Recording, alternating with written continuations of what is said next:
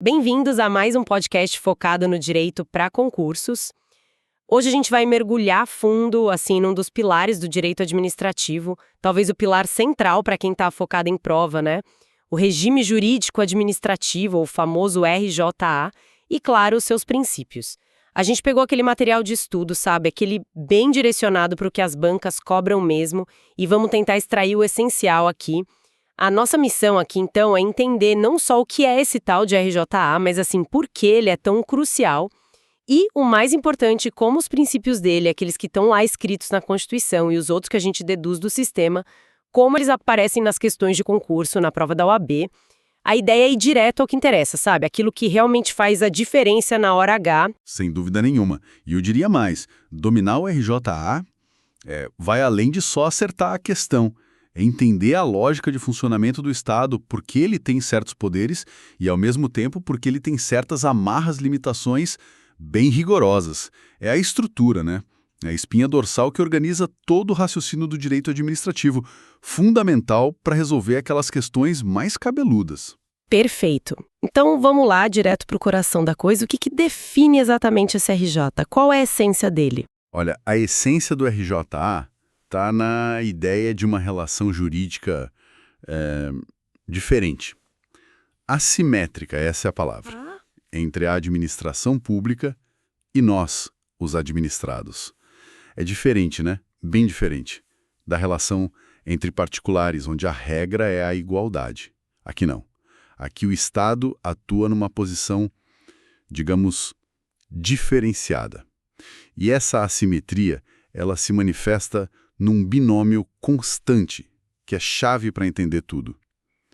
Prerrogativas, de um lado, sujeições, do outro. É sempre esse jogo. Prerrogativas e sujeições, certo. Polícia para fiscalizar um restaurante e interditar se for o caso. Ou o poder de se auto-organizar, né? O poder hierárquico. São, como diz o professor Celso Antônio Bandeira de Mello, um complexo de posições jurídicas de vantagem, sabe? Para que o Estado possa realmente atingir os fins coletivos. Entendi. São os poderes para agir. Exato. Mas aí vem o outro lado da moeda, que é crucial, e as bancas adoram isso. Essas prerrogativas não são um cheque em branco, de jeito nenhum. Elas vêm acompanhadas das sujeições especiais, que são os deveres, as restrições, as obrigações impostas à administração para proteger o cidadão contra o abuso desses poderes. É a obrigação de agir só com base na lei, a legalidade, de tratar todo mundo igual, a impessoalidade, de ser transparente, a publicidade, de agir com ética, a moralidade e, claro, o dever fundamental de indenizar se causar algum dano. Aquele exemplo clássico da desapropriação encaixa bem aí, né? O Estado tem a prerrogativa, o poder de tomar a propriedade, Sim, mas tem a sujeição à obrigação de pagar a indenização antes e de forma justa. Fica bem claro, né? O poder e o limite ali, juntinhos. exatamente. E como é que as bancas costumam explorar essa dualidade nas provas? Pedem pra gente identificar um ou outro, é isso? É muito comum, sim. Apresentam um caso concreto, uma situação, e perguntam: isso aqui que a administração fez é uma prerrogativa ou representa uma sujeição? Por exemplo, sei lá, aplicar uma multa de trânsito. Isso é prerrogativa, né? Poder de polícia. Agora, a necessidade de fazer uma licitação para contratar uma empresa para fazer uma obra. Isso é uma sujeição, um dever de seguir a lei, garantir isonomia. Entendi. Outra coisa que as bancas gostam é de brincar com os limites. Até onde vai a prerrogativa sem esbarrar numa sujeição ou num direito fundamental do cidadão? Achar esse ponto de equilíbrio é o X da questão, muitas vezes. Certo. Entendido o RJA como esse jogo aí de poderes e deveres. Agora, onde entram os princípios nessa história toda? Eles que dão a forma, a concretude para essas prerrogativas e sujeições? É isso? É aqui que o pessoal precisa ficar bem ligado para a prova? Precisamente. Os princípios são a alma do RJA, a sua expressão normativa. São eles que guiam, que orientam e, mais importante, que vinculam a atuação do administrador. A gente costuma dividir, até para facilitar o estudo e porque a Constituição meio que faz isso, em expressos e implícitos. Ah, fim. Os expressos são aqueles do famoso artigo 37 caput da Constituição. E os implícitos são aqueles que, mesmo não estando listados ali, a gente extrai do sistema todo, da lógica do RJ. A doutrina e a jurisprudência reconhecem vários. Ok. Vamos começar pelos expressos, então. O famoso LIMP. Todo concurseiro já ouviu falar, decorou a sigla. Com certeza. Mas o desafio é entender como isso funciona na prática, né? E as pegadinhas de prova. Exatamente. O LIMP. Legalidade, impessoalidade, moralidade, publicidade e eficiência. A sigla ajuda a decorar, claro, mas vamos dar uma olhada no que cada letrinha dessa realmente significa e como cai em prova. Podemos começar pela legalidade. Vamos lá. Legalidade. Legalidade administrativa. É importante frisar. É diferente da legalidade para nós particulares. Enquanto a gente pode fazer tudo o que a lei não proíbe. A tal da autonomia da vontade? Isso. A administração é o contrário. Ela só pode fazer o que a lei autoriza ou o que a lei determina. Se não tem lei permitindo, não pode agir. Simples assim. Falta de previsão legal para a administração significa proibição. E as bancas, olha, elas adoram explorar isso. Imagino. Apresentam um ato lá sem base legal clara e perguntam: é válido? Ou um agente público que interpreta a lei de um jeito muito amplo para criar uma obrigação que não estava escrita. A regra é clara. Sem lei, o ato administrativo não vale. Certo. E a impessoalidade? Parece óbvio, né? Não ser pessoal. Mas tem mais coisa aí, não tem? Tem sim. A impessoalidade tem umas 3 vertentes principais que costumam ser cobradas. Primeiro, a finalidade do ato tem que ser sempre o interesse público, nunca a promoção pessoal do agente ou beneficiar ou prejudicar alguém específico. Segundo, é proibido usar publicidade de atos, obras, serviços do governo para se promover pessoalmente. Aquela história clássica de pintar prédio público com a cor do partido do prefeito, sabe? Cai direto em prova. Clássico mesmo. E terceiro, isonomia. Tratar todo mundo igual perante a lei, sem privilégios, sem perseguições. Ou tratar desigualmente os desiguais na medida da desigualdade deles, para buscar a igualdade material. As questões podem envolver nepotismo, favorecimento e licitação, ou essa publicidade indevida que eu mencionei. Entendi. Faz todo sentido. Seguindo o LIMP, chegamos na moralidade. Essa parece que vai além da lei escrita, né? Tem um quê de ético. Exatamente. Vai além da legalidade estrita.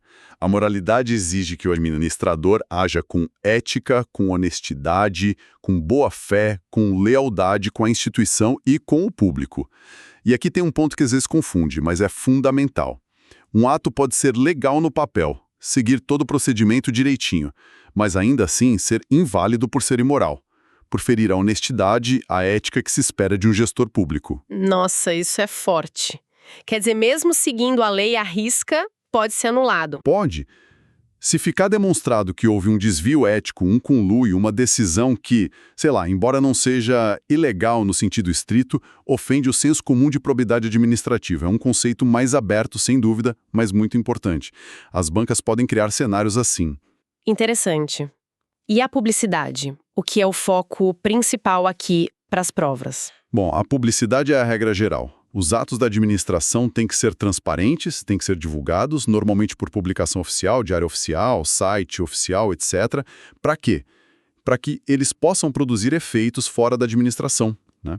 E para permitir o controle, tanto pela sociedade quanto pelos órgãos competentes, judiciário, tribunal de contas. Faz sentido. Sem saber o que foi decidido, não tem como controlar. Exato.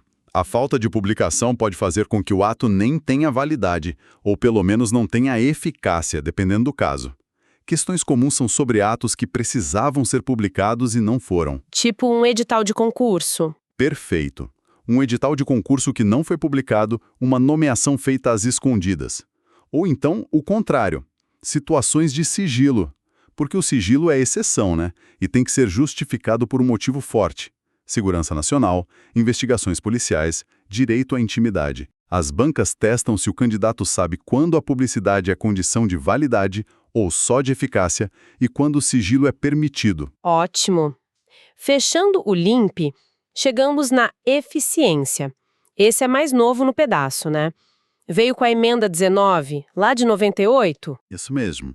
A eficiência veio para dizer o seguinte: não basta a administração agir dentro da lei, de forma impessoal, moral e transparente. Ela tem que agir bem, tem que buscar o melhor resultado possível, gastando o mínimo necessário. Agir com rapidez, com qualidade, com foco no cidadão. É a busca por uma gestão pública mais profissional, menos burocrática. Menos papelada e mais resultado. É por aí. Esse princípio impulsiona reformas, avaliação de desempenho, gestão por resultados, combate ao desperdício. Nas provas, pode aparecer em questões comparando jeitos diferentes de gerenciar um serviço, questionando um gasto excessivo mesmo que tenha previsão legal, ou avaliando a qualidade e a rapidez de um atendimento público. Dialoga muito com a ideia de boa gestão. Perfeito. O LIMP, então, é a base expressa ali no artigo 37. Mas a gente sabe, e você já adiantou, que o direito administrativo não para por aí. Quais são os outros princípios, aqueles implícitos, que quem está estudando precisa ter na ponta da língua? São vários, né? Mas alguns são verdadeiras figurinhas carimbadas nas provas. Vamos focar nos principais, que sempre aparecem. Primeiro, eu destacaria aquele par fundamental que, na verdade, explica a própria lógica do RJ que a gente falou no começo.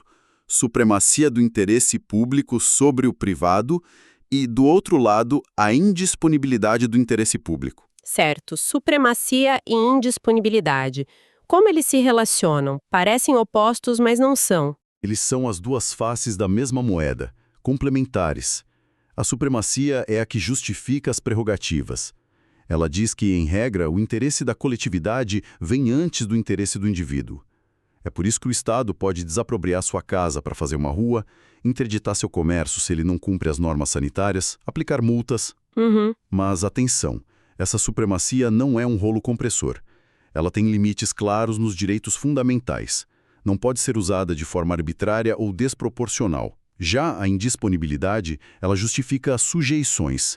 Ela diz que o administrador público, ele não é o dono do interesse público. Ele é só um gestor. Ele não pode dispor, abrir mão. Exatamente. Ele não pode abrir mão do que é público. Não pode, por exemplo, perdoar um imposto devido só porque quer, não pode fazer um acordo que prejudique o tesouro público sem uma base legal muito forte para isso. Entendi. As bancas devem explorar os limites disso, né? Com certeza.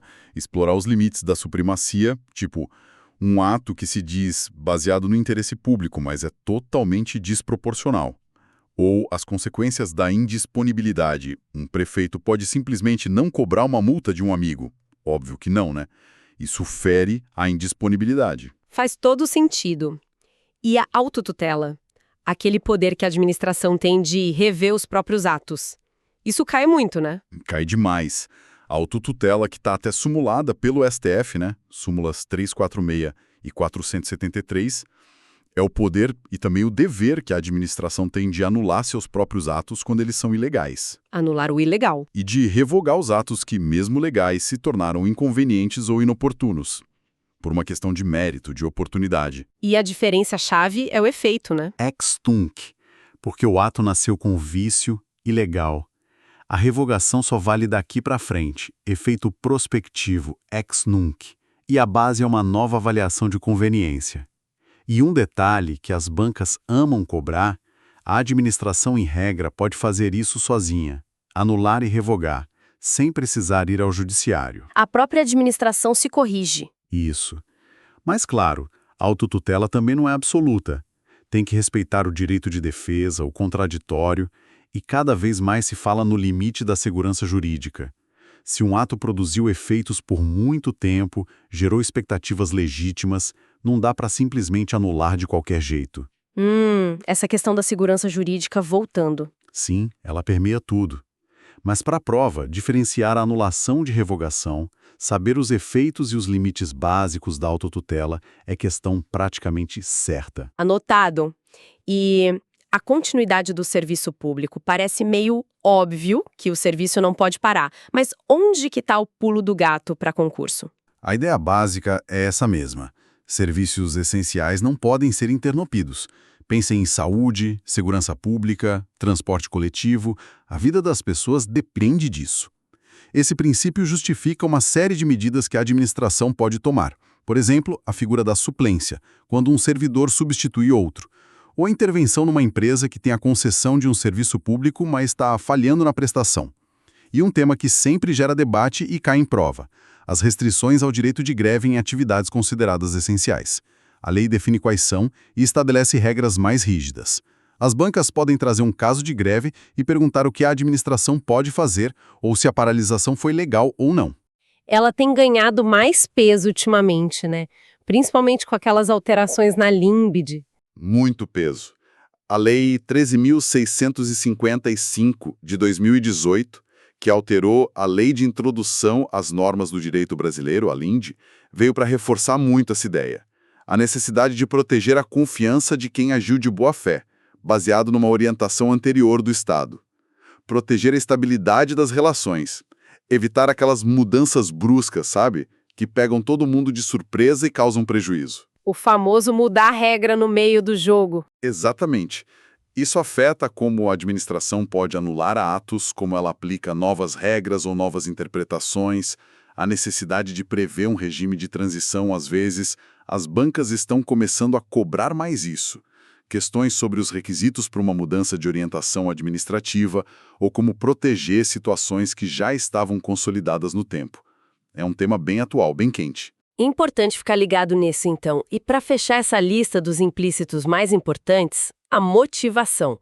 Por que ele é tão relevante? A motivação é fundamental.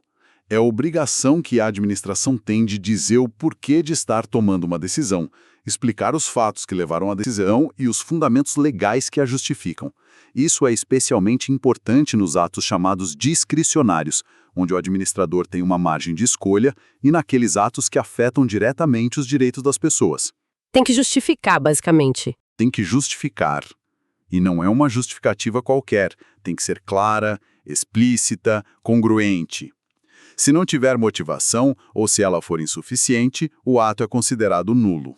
E por quê? Qual a razão de ser da motivação? O controle. A motivação permite que agente cidadão e também o judiciário, o Ministério Público, possam controlar se aquele ato foi legal, se a finalidade foi o interesse público mesmo, se foi razoável, proporcional. Sem saber o porquê da decisão, o controle fica impossível ou muito difícil. Certo. As questões devem pedir para identificar quais atos precisam de motivação ou se a justificativa dada foi válida. Exatamente. Perguntam quais atos exigem motivação obrigatoriamente. E a regra geral é que quase todos que produzem efeitos externos precisam. Ou analisam uma justificativa apresentada num caso hipotético para ver se ela é válida, se ela se sustenta. Fica muito claro agora como esses princípios todos, expressos e implícitos, formam uma rede, né? Eles não são caixinhas separadas. A legalidade depende da motivação para ser verificada, a supremacia é limitada pela segurança jurídica, a eficiência não pode simplesmente atropelar a moralidade. É tudo interligado. Perfeita colocação. É um sistema. E o ponto-chave para quem está estudando é internalizar isso. Princípios não são meras sugestões, sabe? Não são conselhos para o bom administrador. São normas jurídicas de verdade, que obrigam, que vinculam o gestor público. Um ato que desrespeita um princípio, mesmo que siga o procedimento formal certinho na lei, ele é um ato ilegal em sentido amplo e pode sim ser invalidado. Então, saber argumentar com base nos princípios é um diferencial. Enorme. Identificar a violação de um princípio, mesmo quando a legalidade formal parece estar ok, é o que separa o candidato que decorou do candidato que realmente entendeu a matéria.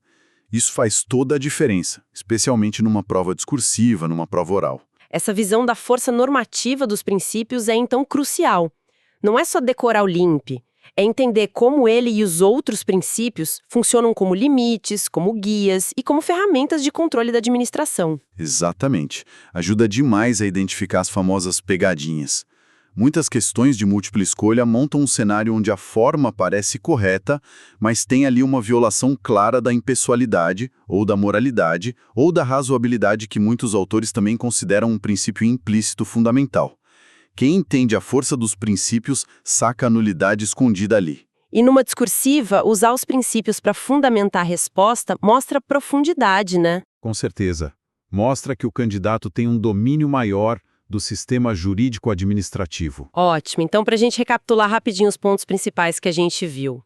RJ, o regime jurídico-administrativo, é esse sistema especial da administração que se baseia na assimetria entre prerrogativas, que são os poderes, e as sujeições, que são os limites, os deveres. Os princípios dão vida, dão conteúdo a esse regime. Temos os expressos, lá no artigo 37, o LIMP, legalidade, impessoalidade, moralidade, publicidade e eficiência, e temos os implícitos, que são essenciais também, como a supremacia do interesse público e a indisponibilidade desse mesmo interesse, a autotutela, a continuidade do serviço público, a segurança jurídica e a motivação. E todos eles estão interligados e têm força de norma jurídica. É um excelente resumo. Dominar esses conceitos, e principalmente as conexões entre eles, é a base para encarar qualquer prova de direito administrativo com mais segurança. É entender não só as regras do jogo, mas o espírito por trás delas, né? Que é permitir que o Estado atue buscando o bem comum, mas sempre com controle, com respeito aos direitos de todos nós. Perfeito. E para a gente fechar, queria deixar uma reflexão que conecta muito do que a gente conversou e é um desafio enorme no dia a dia da gestão pública.